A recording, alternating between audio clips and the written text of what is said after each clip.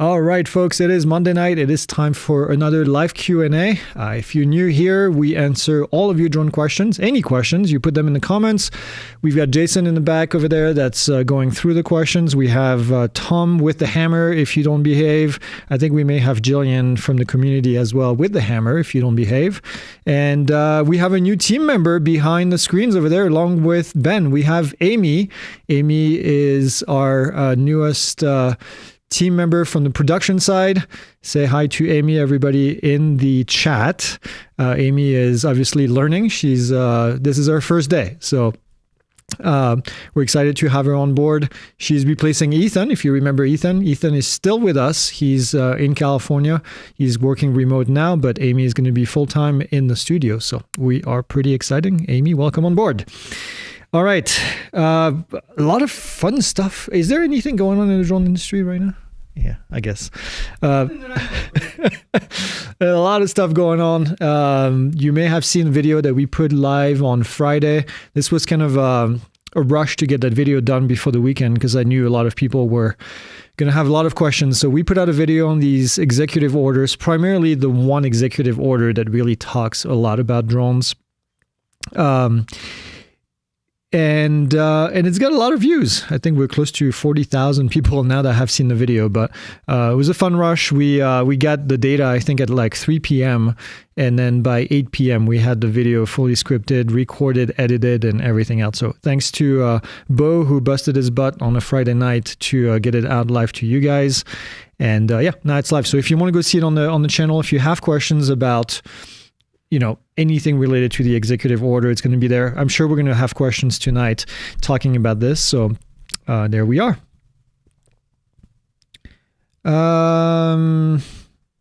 Okay. Let's go ahead and say hi to everyone. Who do we have? Wait, this is... Oh, yeah, there you go. Richard Hooker is here, number one. They were talking in the chat how it is hard to beat Thorold Inspired to be number one in the comments, but he did. So Richard's here, Hike and Fly, Curtis Warren, Jonathan is here, Thorold Inspired. That's funny, Jonathan Thorold followed by Thorold Inspired. Same person? I don't know.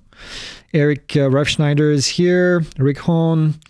We have Engineer Drone Services, that's Minot. We have Travis Cheney, Jillian, our own Jillian, Scott Jordan, Josh is here, Lou, High Rock Drones, Air Bear Visual, Sergio de la Garza, Just Johnny, Air Force One, that's a good one, Air Force One. After As Media, is Air Force One Trump's 747? Is that what it's called? Hey, thank you. All right. Calm down in the back over there. Chica is here. Jason Williams, an OK Boomer, Doc Holiday. Scott is here. Chris is here. Sparky is here. We have Lisa, Drone Eagle, Josh, Russell, Mark, Jimothy. Is that a real name? Is that your real name, Jimothy? Or is that Jim extended? Jason Stripling, who else? Tom, Bem is here, Engineer Drone Services. I said that already. Okay. Domicile, who else do I see? Grateful Dude. All right. I think that's it. Russell, Whitaker, James, Charge Traveler, Landon. I'm sure I missed a couple, but welcome everyone. Welcome. We're going to get to the questions and starting with Travis. So Travis says, I wonder who thinks about the idea of making it legal to shoot at a drone. Yeah. Especially when people knowing that discharging a firearm in city limits is illegal. That's a good question.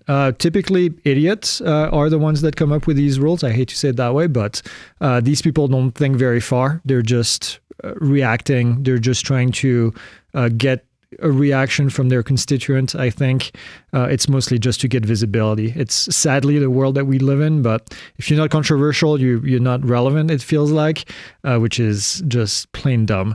But yes, you're right. There is a lot of issues with shooting at anything in the sky, discharging a firearm inside city limits. What goes up must come down. People not being able to judge 200 feet. People not being able to judge what is a drone, what is not a drone. So there's just a lot going on with this. And this is just the four main thing top of my head. So luckily, most of these rules don't go very far typically, but yeah.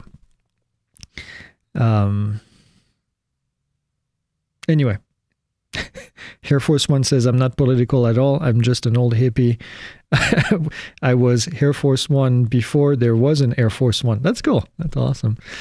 That is funny. Okay. Chica says, for part 108, would a drone, I'm guessing, using ADS-B service like Flight Radar 24 possibly cover the deconfliction requirements, or would some kind of ADS-B TCAS integration be required? We don't obviously know any of the details right now for part 108, but I'm going to say that it is very unlikely that Flight Radar 24 would serve as this kind of deconflicting tool, mostly because it's not always up to date. It's not always live. It's pretty close to it, but you would more than likely have to have an ADS-B receiver. But even think about that. Not every aircraft uses ADS-B, especially a lot of low-flying aircraft don't use ADS-B because it's not always required. So we talked about this. I don't remember. I think we talked about it in post-flight with Ben, talking about if we should have ADS-B on every aircraft that flies in the air minus drones. And the answer is yes.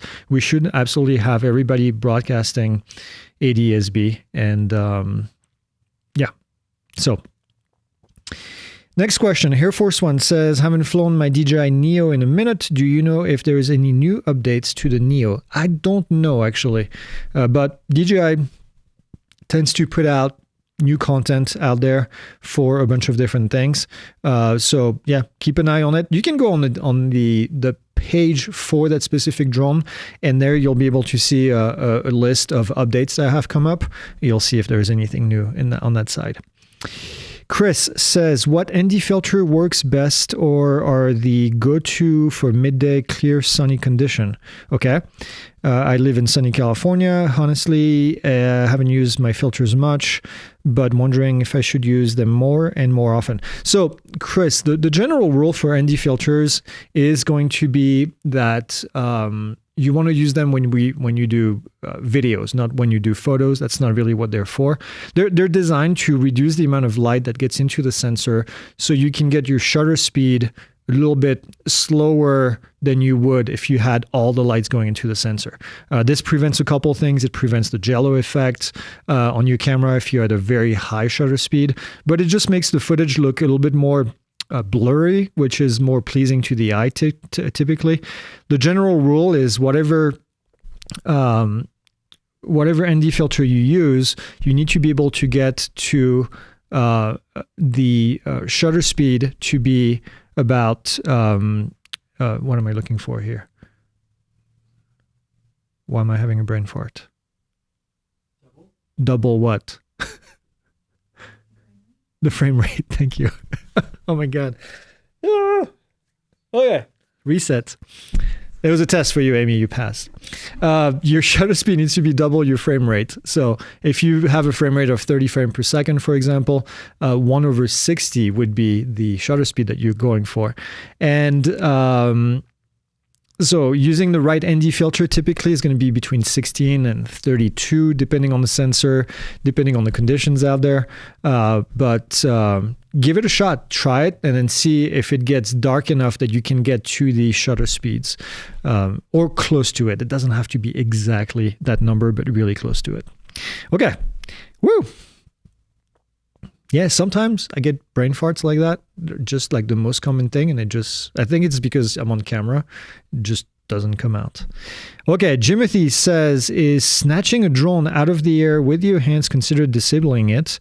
Would you get fined for that, or is it only if you shoot it down and with a weapon or with other tools to disable. I mean, if the drone is right on top of you that you can reach it and touch it, that drone probably should not be there in the first place. So I don't know what would necessarily be considered disabling it if you just take it down.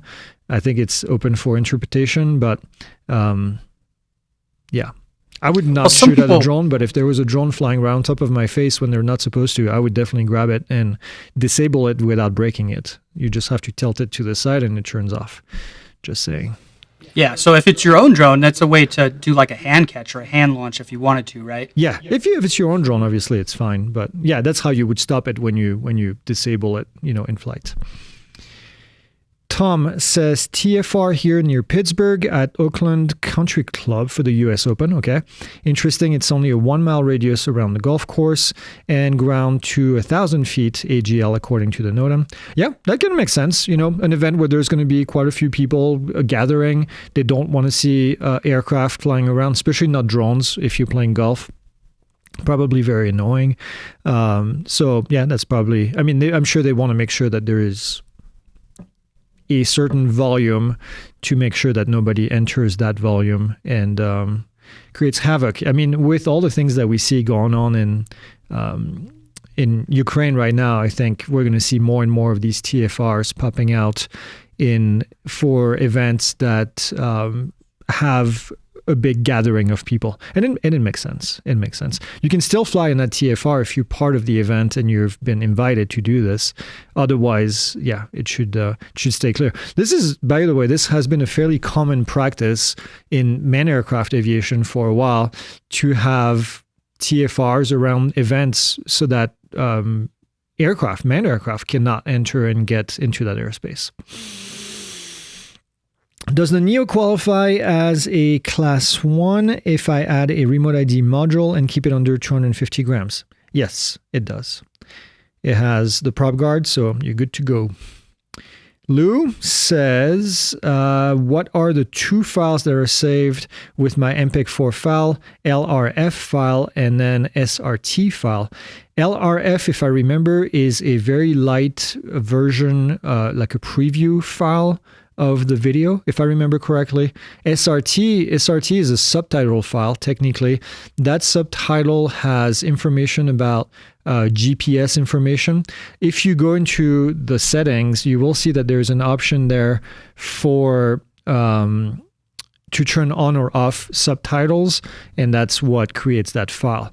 If you have a video player like VLC on Mac, for example. I don't know what the equivalent would be on Windows, but you can open files that have subtitles and you can add the subtitle and it will show you, I think it's GPS information. There's a little bit of information that shows up on these SRTs. It's very good if you're trying to troubleshoot something and figure out specific data. That would be a good way to look at it. Oh, excuse me. All right. Does the Neo qualify? We've done that. SRT, we've done that. All right. Next. DJI Matrice 400 series announcement tomorrow. That seems to be the rumor. We've talked about a new Matrice coming out in a large drone. So I think that's what it is, but we'll see. Joshua says for AGL, above ground level, if permissible altitude is 300 feet AGL, but the takeoff point is at the top of a mountain, about 1,000 feet in altitude, okay, does that mean that I cannot take off from there, or does it mean 400 feet above the mountain? Okay, so AGL is always above the ground. So if the terrain kind of changes like this, right? You have a rolling terrain, then your 300 feet is also going to be rolling. Imagine just a 300-foot block right on top of that mountain that kind of follows it. So what you're talking about is you're talking about being at the top of a mountain that's 1,500 feet above sea level, not above ground level. So if you're starting at 1,500 feet at the top of a mountain that's 1,500 feet above sea level, then you can still add another 300 feet on top of that because that's where the ground is located. So just always imagine as the ground rolls, you have to go. So if you take off from the top of the mountain, you go up to 300 feet. As you go down the hill, you would have to follow that profile down the hill to maintain 300 feet above the terrain. Now, the difficulty here, obviously, is that your drone does not give you that piece of information. Your drone doesn't have a radar that looks down and measures the altitude of the drone. It only measures the altitude from the takeoff point. So if you take off from, let's say, the top of a hill, like you mentioned, and you're going downhill, your indicated altitude on your drone is going to go down, down, and down, and down. Eventually, it could be going negative. We've flown plenty of time here in Prescott where we have a lot of hills, where we start from the top of a mountain and then we go down and we end up being at negative, 200 feet or whatever it is. But the key here is to maintain that altitude above the ground at all time. Okay.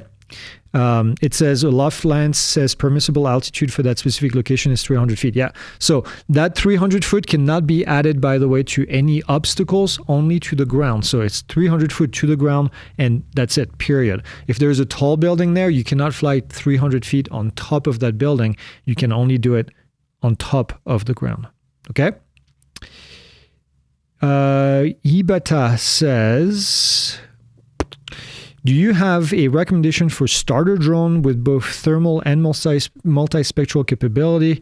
Also, should we be concerned about investing in DJI due to the political uncertainty? I'll answer that second question first. I don't think at the moment we should be worried about that portion. Any proposed bans that we've seen are all linked to new models, not to old models. So obviously it doesn't mean that somebody couldn't come up with something, but at the moment, based on the information we have, I would not make a decision to not invest in DJI. As far as recommendation for starter drone, so thermal and multispectral typically don't get followed by the term starter. These are expensive drones, expensive sensors. So you're going to have, there's no such thing as kind of a beginner's drone, if you want, that has these things. I am not aware of a drone unless you get like a Matrice 300, 350, potentially 400 tomorrow, that has the ability to carry different payloads at the same time. I don't know of any drone that has both thermal and multispectral together without having two different sensors. So if you wanted to do that at the same time, you would need to get a large drone that has the ability to carry two payloads at once, buy each of these payloads and put them on. I don't remember if DJI has a multispectral payload that is detachable and can go on a Matrice 350 or Matrice 300. I'm not saying it doesn't exist. I'm just saying that I'm not aware of one. It is possible that there is one out there. DJI does have a Mavic 3 thermal and a Mavic 3 multispectral. You would need to get both of these platforms to do what you want to do. So it's worth researching if there is a payload that is available for Matrice 300 or 350 that you can put on there. They do have a thermal payload. I know that the H20T or the HH30T, you'd be able to mount those for sure on there. But yeah, as far as Jason mentioned, the cheapest option is likely to get both of the Matrice drones together as separate packages rather than to get a Matrice 300 with two payloads. But it also depends on what you want to do. If you want to capture the data at the exact same time, but typically it's not how multispectral work does. The thermal doesn't have to be, there's no thermal analysis that needs to be done at the same time, if that makes sense. That I can think of.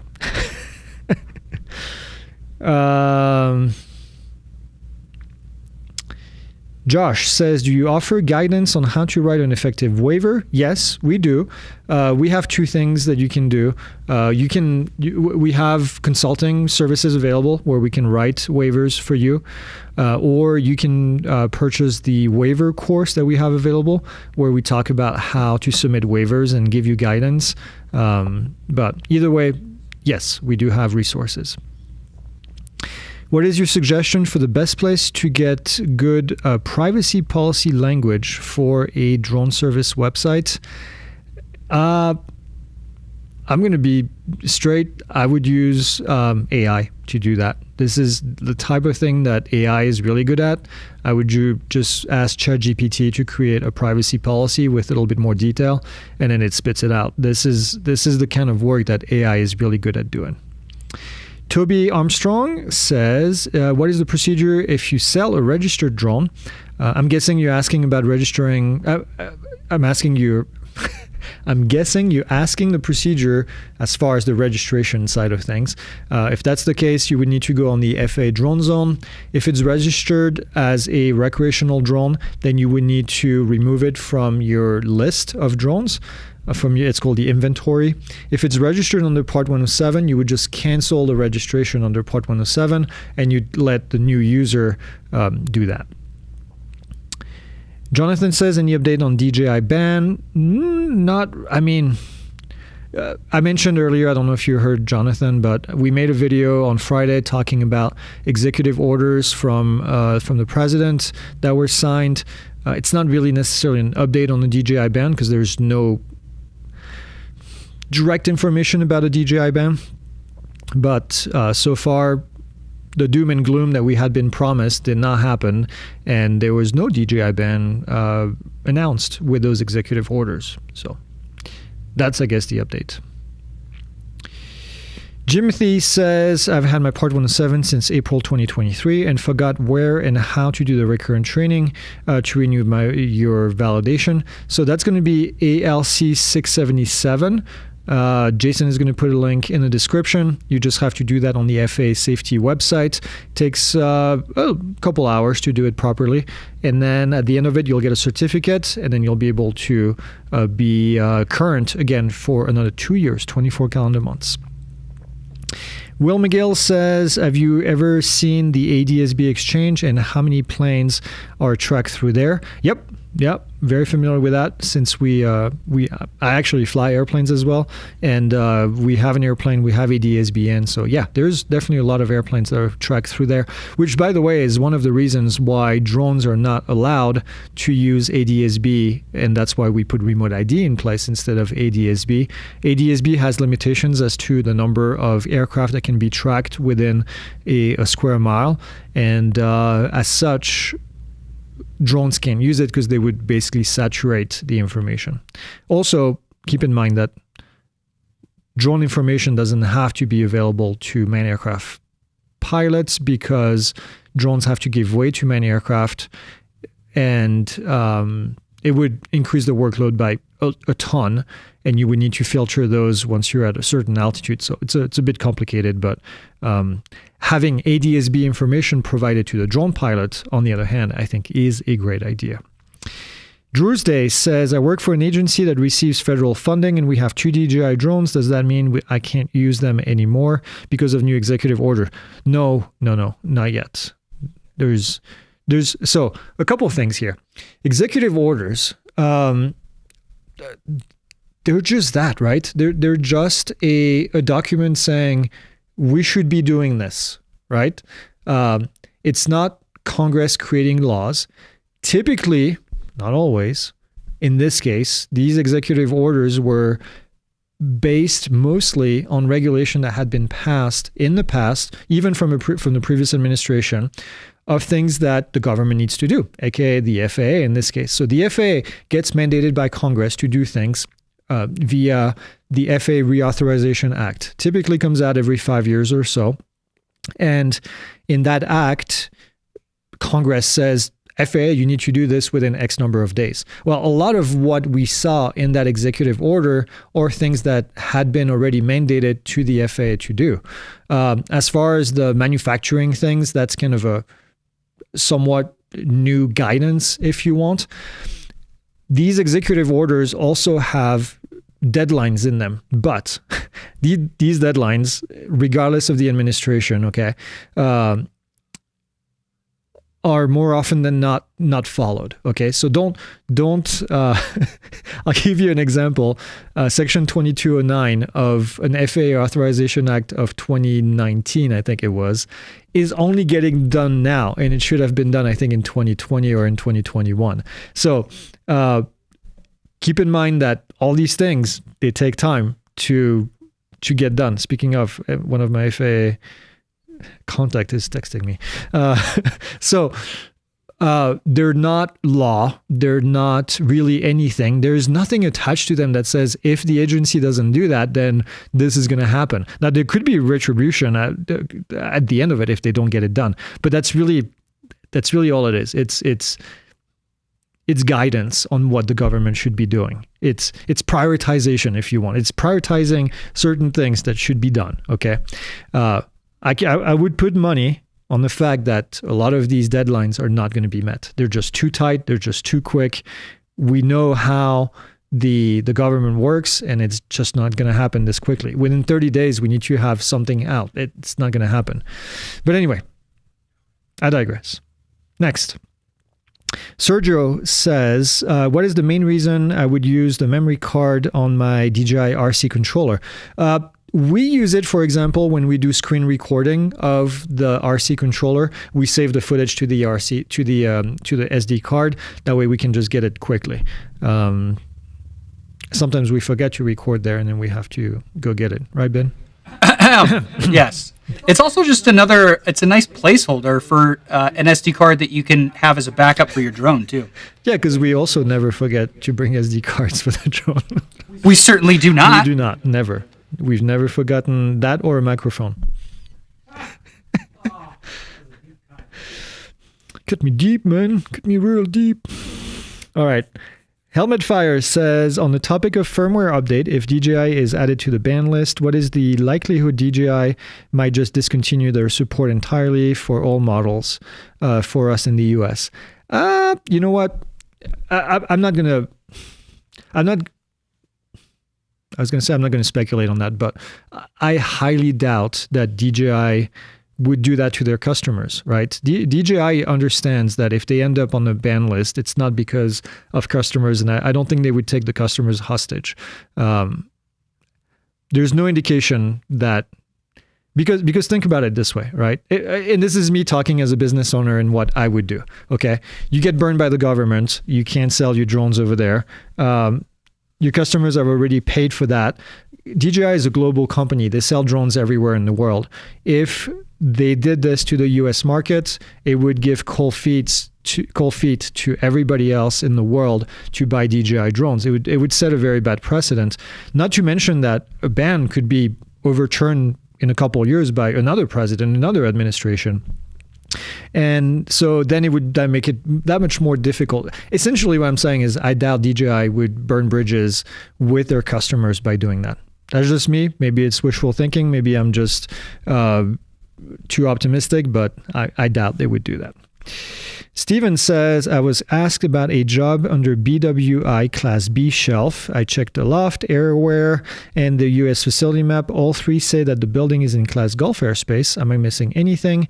Location is correct. No, I mean, underneath a shell of a Class B. So remember, Class B is built as an upside-down wedding cake, right? Right close to the airport, you've got this big shelf that typically goes to like 10,000 feet MSL. And then as you go further away, the shell starts to kind of build up a couple thousand feet at a time. And so in your case, it is entirely possible that within at least 1,200 feet, maybe 700 feet, underneath that, the first 7 to 1,200 feet of airspace is likely going to be Class Gulf because it is underneath a shelf. So that's it. So no, I'm not entirely surprised. Air Force One says, so I am very close to a heliport by a hospital. DJI Neo still lets me launch. Should I be concerned? I do not fly in the air. I just follow me around my local park. Should I be concerned? No, I mean, if you're doing what you said you're doing, flying pretty low, you'll be all right. Obviously, if you hear a helicopter, you know where it's going. It's going to that hospital. I don't know if the heliport is on top of a tall building. We have a heliport here next to the YMCA where I go almost every day. We have a helipad, and that's not on the top of the building. It's on the ground. So if you're flying in that area, you want to be careful because that helicopter is going to go all the way down to the ground when it lands. So yeah, keep an eye on it. Fly smartly. If you hear a helicopter noise, drop the drone down. But if you're flying at, less than 30 feet, you're probably okay. I don't know how high you fly. Are TFR generally issued during protests think of the ICE raids? Well, there have been TFRs in the past that have been issued in areas where there were protests. The reason given was to protect the law enforcement entities that were operating there. So yes, it is possible that we could see a TFR being put in place over things that are happening, I'm guessing in California is what you're asking. Steve Baldwin says, hi from Black Hills. Is there a way to determine lat long of a picture? With the drone, it should be in the EXIF. It should be in the EXIF. So look in, I don't know what you're using, if you're using Windows or Mac, but if you're using Mac, you can open the image in preview, and then you'll be able to go into file info, I think it's called, and then you should be able to see the data there. If you're on Microsoft, open MS Paint. That's a joke. I don't know what's on Microsoft. I'm sorry. I haven't used Microsoft in years. So Flight Sim. No. Anyways. But yeah, if you're on, you should be able to see it in the EXIF. I think in Microsoft, in the File Explorer, you can do file info as well and then see the details there. But I think they have a standard image player as well. Not called MS Paint anymore. Russell says, yep, and Jared just confirmed. Hi, Jared. Texas Drone Company says EXIF data contains the GPS lat long and altitude, I think. Russell says, any insider update on the likelihood and timeline for expansion of BVLOS operation by Part 107 operators? Might this require a Part 108 add-on akin to an additional rating to a Part 61 certificate? We don't know yet what it's going to look like. What you just mentioned, an add-on to a remote pilot certificate, is likely what it's going to be, in my opinion. I don't have any insider information on that, but if you look on the back of your certificate, it says small unmanned aircraft rating, and my guess is this is designed to be the same way that a pilot certificate is, where you have additional ratings underneath. So beyond visual line of sight would be totally an add-on in my mind. Additional rating, it would be called. Will says photos shows data, not MS Paint. iPhoto will plot them on the map, says Jared. That's right. I think it's just called photo now, Jared. EXIF tools is also useful. Thank you. Does the DJI Mavic 3 Classic have discrete mode? What is discrete mode? I don't know what discrete mode is. Something with the sound? Yeah, I don't know. If it was able to be discrete, I think it would be discrete all the time. I'm not making fun of the question. I don't know what discrete mode is. Air Force One says, absolutely love the live broadcast and the information that you give us. You are very welcome. This is good for my brain. That gets me to try to answer all these questions. Wow, there are a lot of questions left. Damn, you guys are cooking. How many people? Well, we have 200 people. That's crazy. Next, Gabriel says, do you know something new about the DJI tracker? No, this is kind of a concept that was pushed out when the Mavic 4 Pro was being leaked, and they had mentioned a tracker that you can have with you, which is not a new concept, by the way. I'm pretty sure the original Skydio had it, or one of the Skydio had it, where you have a tracker on you and it kind of follows you more easily. I don't think DJI has ever done it, but no additional information. I don't know if it was wishful thinking that got caught into the rumors but not real, or if it's real but not out yet. So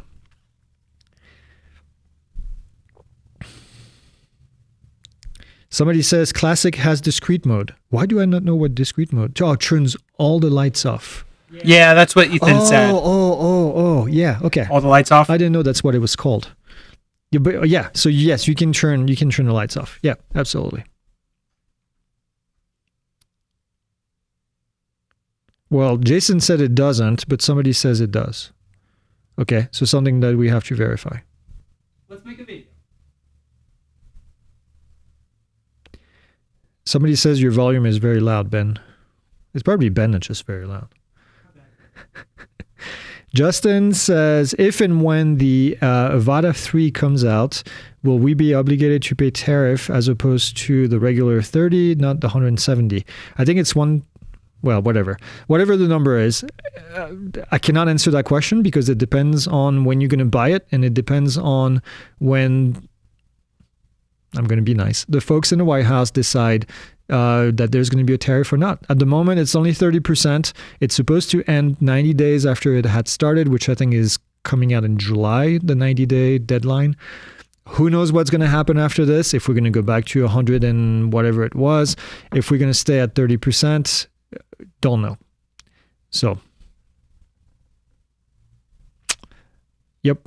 Your guess is as good as ours, basically. I hope it stays at 30, but we'll see. Chris Buckley says, I recently started a aerial photography business after getting my Part 107, but I'm having trouble finding clients. What would be your recommendation? I currently operate a DJI Mini 4 Pro.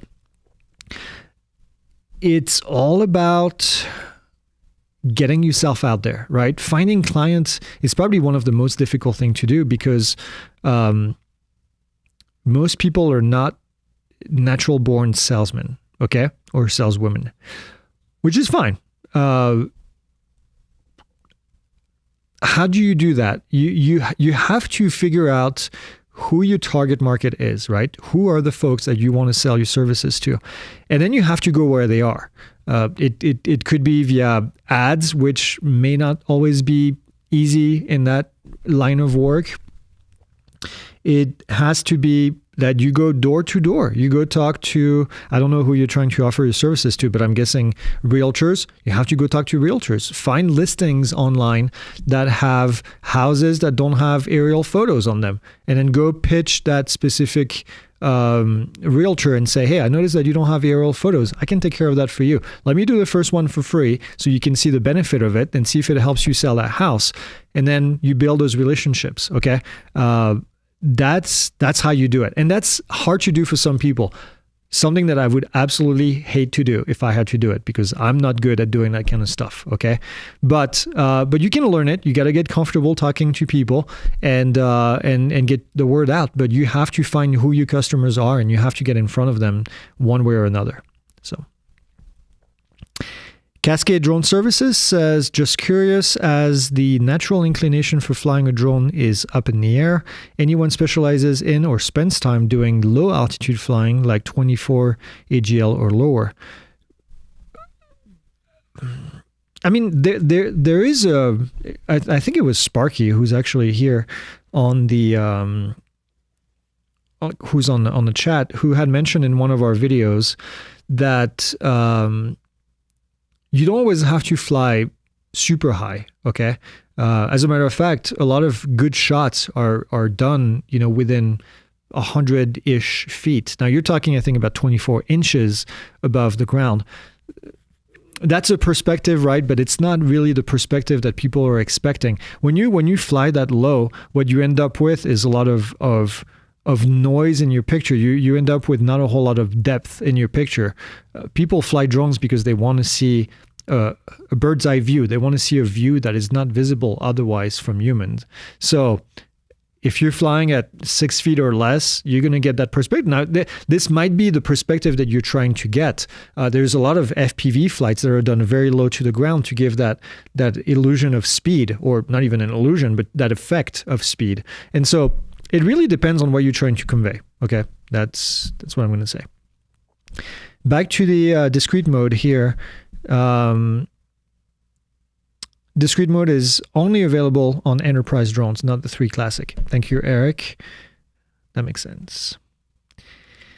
Next question. Painting and Drywall says, are there any courses in the Wings program that qualify as flight credits in order to complete a phase?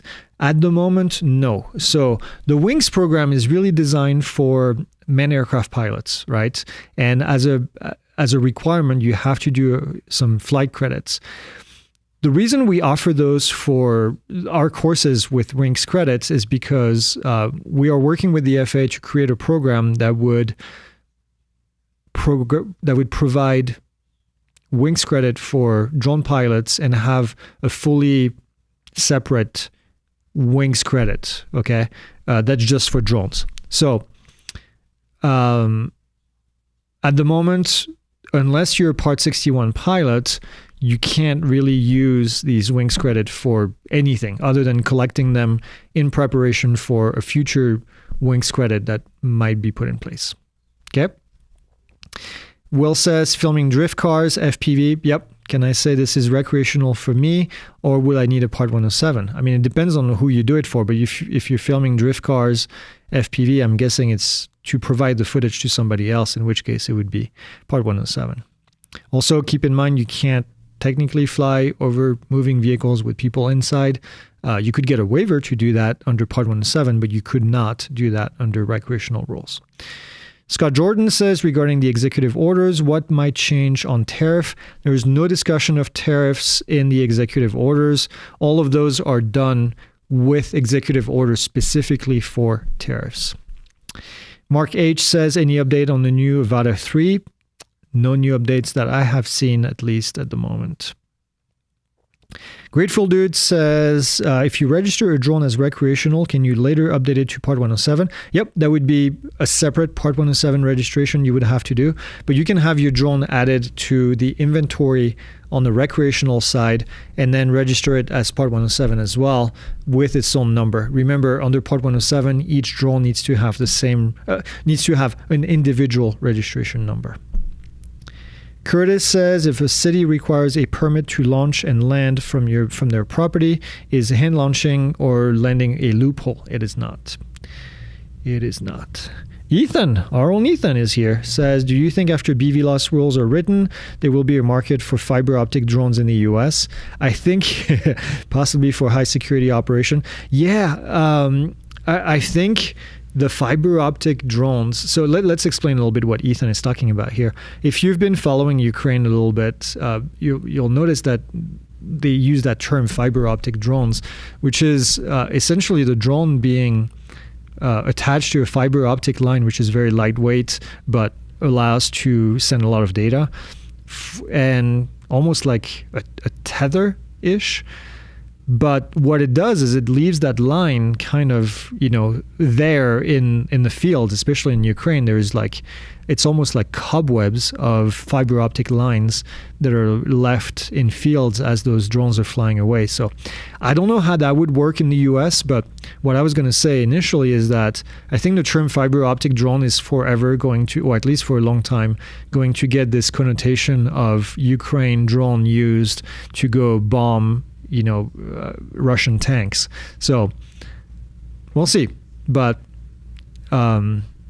my guess would be is that it's used by military or, like you said, high security operations. Next, Pierre says, what does FAA require non-resident to fill out a notice of identification for? Oh, why? I'm sorry. Why? Why does the FAA require non-resident? Is this a new procedure? It's not a new procedure. So there is a whole process about coming in as a non-resident. Now, I'm guessing you're coming in to fly under Part 107. Otherwise, it might be a new procedure if it's anything different. Painting and Drywall says, I'm trying to complete the basic phase of FAA wings on the FAA safety website. Do I earn flight credits? I just answered that. Grateful Dude says, City of Phoenix says landing and takeoff of the Phoenix Preserve is prohibited. Is it being an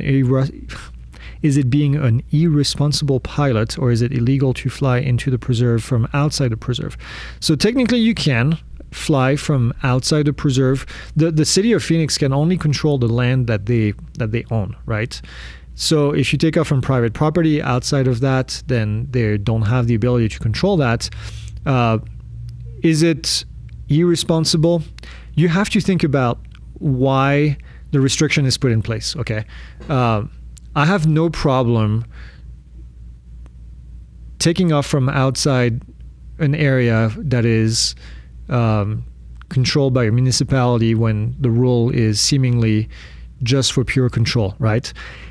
In some cases, like a preserve, if it's a nature preserve, there's likely wildlife in that area, in which case I would not fly from the outside just because I want to respect the wildlife being in there and not disturbing that. So it's up to you. You make the call, right? But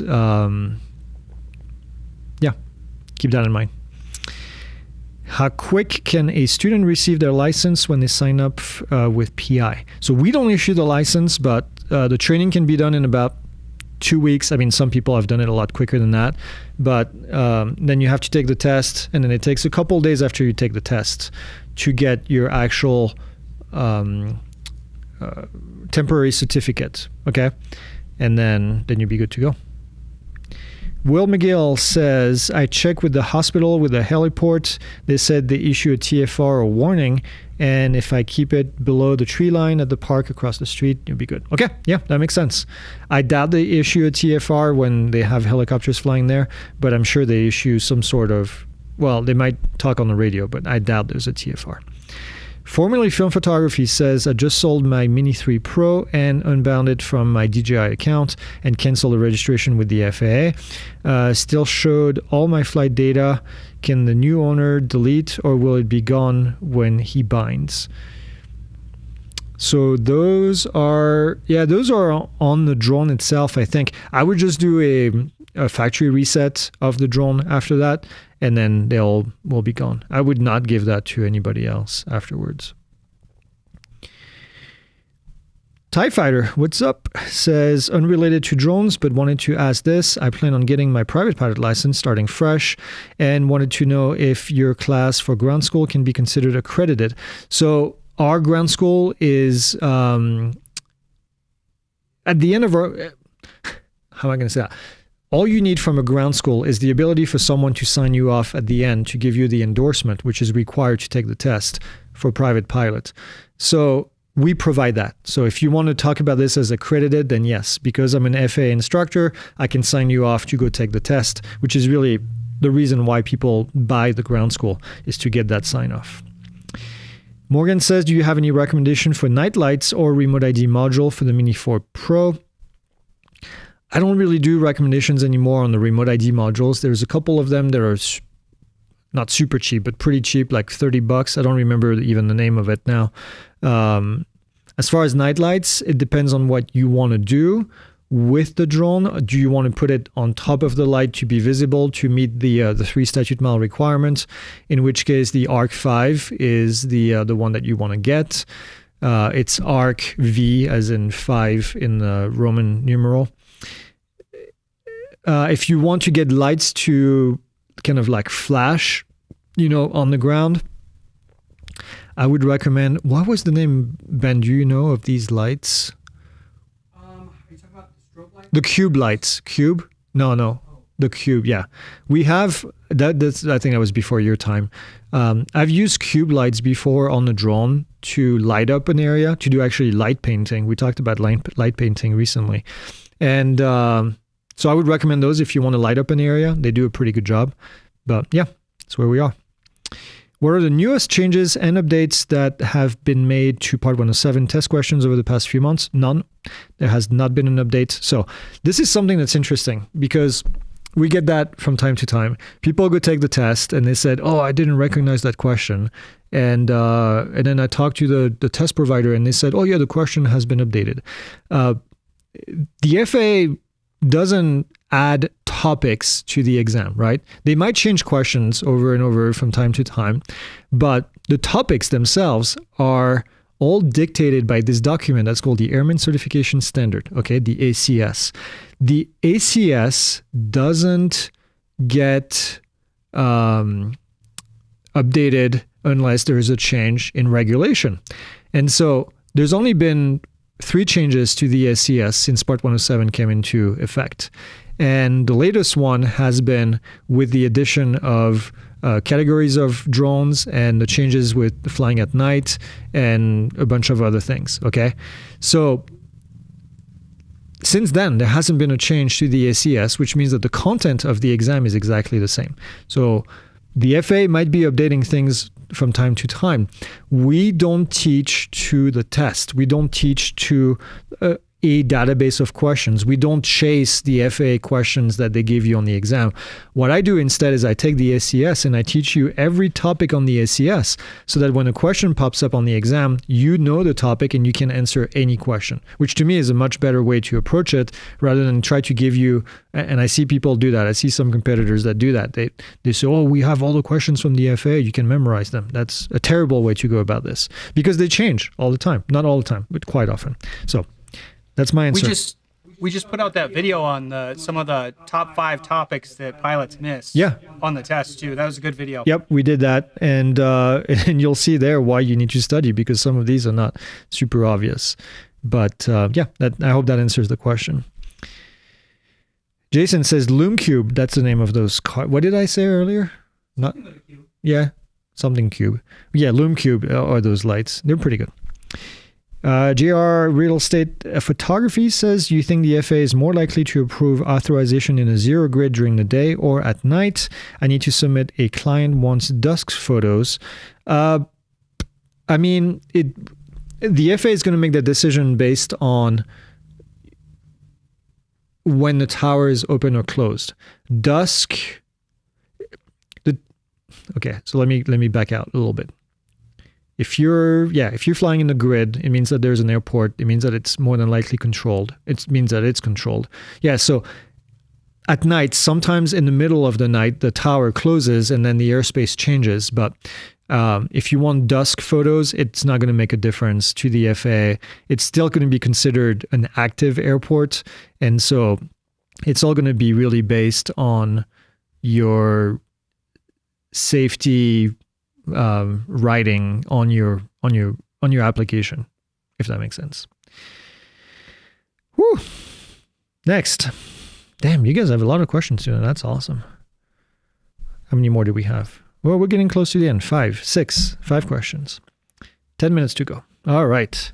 Chris says, as I'm going through the training, which is really good, by the way, awesome, I can't help but think about folks that fly using VR goggles and the effect that it may have on situational awareness. What is your take on this? Yeah, those VR goggles you're talking about, they're called FPV goggles, first person view. And the FAA has said that in order to fly FPV with the goggles on, you need to have a visual observer because of the situational awareness. Now, some people might disagree with this, but when you have those goggles on, you are limited to a certain angle of view, right? Which means that you don't have the full command of the airspace, being able to see around you and being able to see if there is traffic behind you, for example. Hence why the FAA has a requirement to have a visual observer as a second set of eyes, basically, to be able to see what's going on. So, yeah.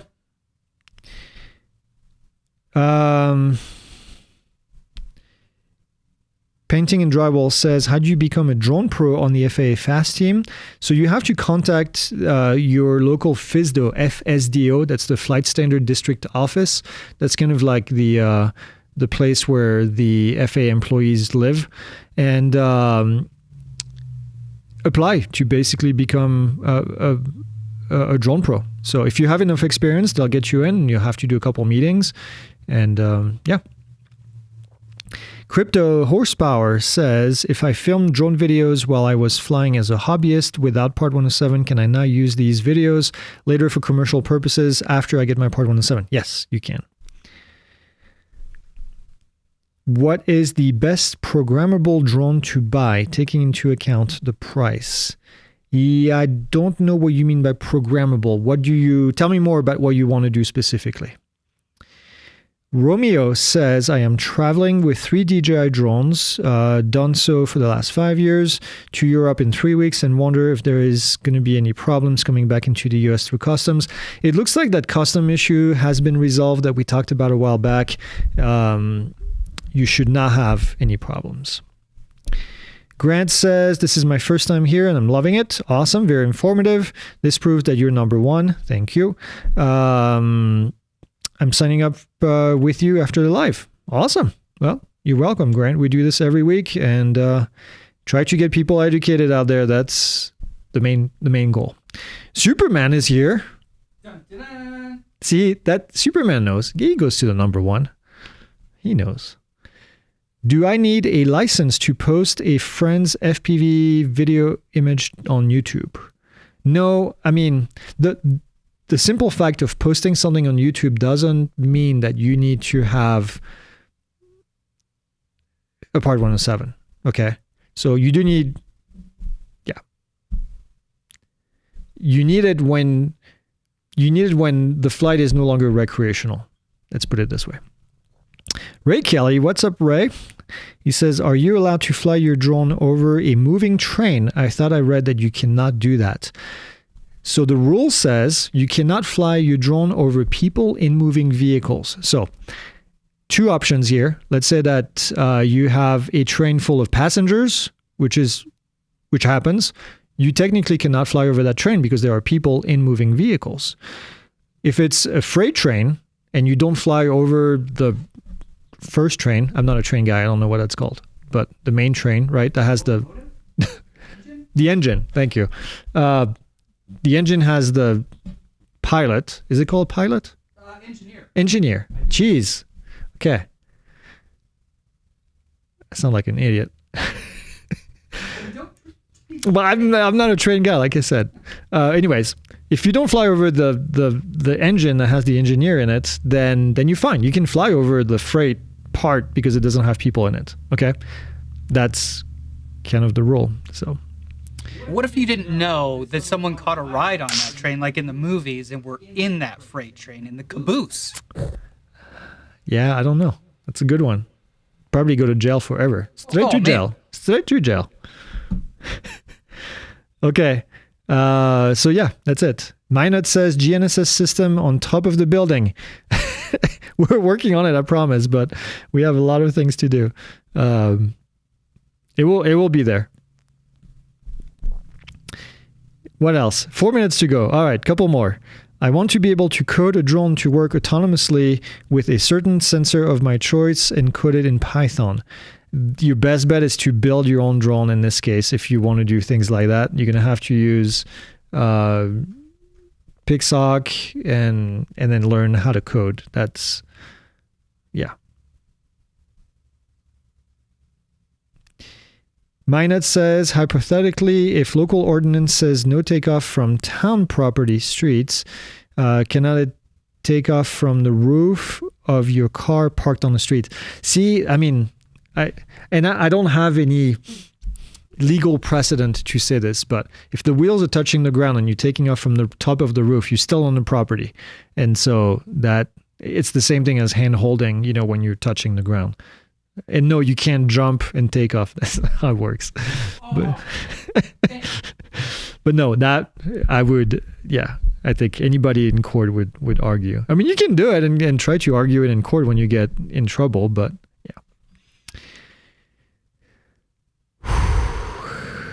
Max Shaky FPV says, fly under 20 gram whoop and you don't need a VO. Technically incorrect, but at one point, a 20 gram whoop, is that really even a drone? Just like, I mean, seriously, just like a Pomeranian is not really a dog. Sorry, we used to have a Pomeranian at home. I always made that joke. No offense to people that have Pomeranian. It's a good dog. Okay. Crypto Horsepower says, I thought you could even fly over train tracks because they are considered critical infrastructure. No, they're not actually. That's kind of, so the one thing you have to be careful with trains is that this goes back to the takeoff and landing part. If you take off and land from the property that the train company owns, then you can get in trouble because you're likely trespassing, but otherwise, no. Nope. Chris says, can I DM you as I'm ready to attempt to get 407? What's 407? 107.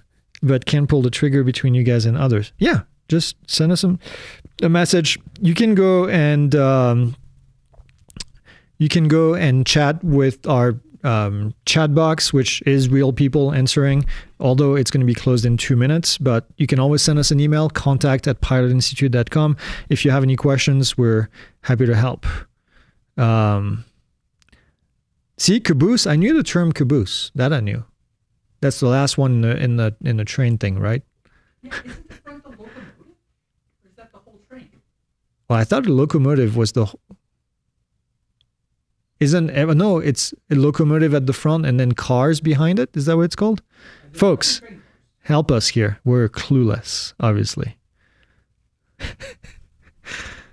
I'm surprised nobody's made fun of that. Yeah, the locomotive. Is it the locomotive? Okay. The head of the train also refers to it. Oh, yeah, which makes sense. Locomotive from the etymology of the word.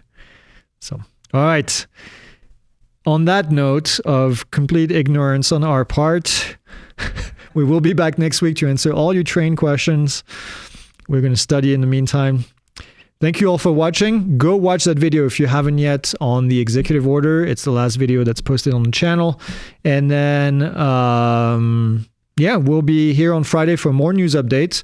I don't know that we're expecting anything big this week, but you never know. And then we'll be back on Monday next week for more Q&A. In the meantime, don't be that guy. All the above. Just fly safe, and we'll see you next time.